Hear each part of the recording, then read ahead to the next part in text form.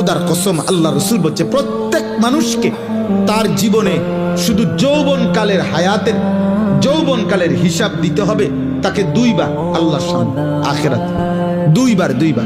একবার আন উমরিহি ফিমা আফনাহু, একবার তার পুরো হায়াতের হিসাব দিতে হবে, তো পুরো হায়াতের মধ্যে যৌবন বলতে হবে।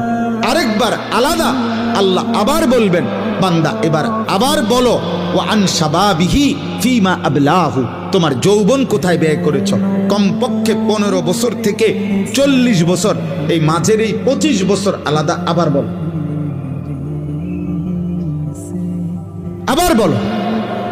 এই 25 বছরের রাত্র দিন সকাল দুপুর সুস্থতা আমি আল্লাহ যোগ্যতা দিছিলাম, সবল স্বাস্থ্য শরীর সুস্থতা সমস্ত অঙ্গের পূর্ণ ক্ষমতা আমি দিয়েছিলাম বান্দা, সেটা আমার পথে ব্যয় করেছো কতটুকু, শয়তানের পথে ব্যয় করেছো কতটুকু বলো।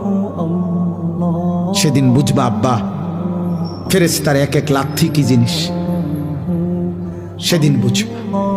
হাদিসের মধ্যে আছে তাফসিরে, ফেরেশতা জাহান্নামের মাঠ থেকে জাহান্নামীদেরকে নিবে হাঁটাইয়া না লাথি দিয়া দিয়া, একটা একটা লাথি দিয়া দিয়া, ফেরেশতা লাথি দিয়া দিয়া নিবে,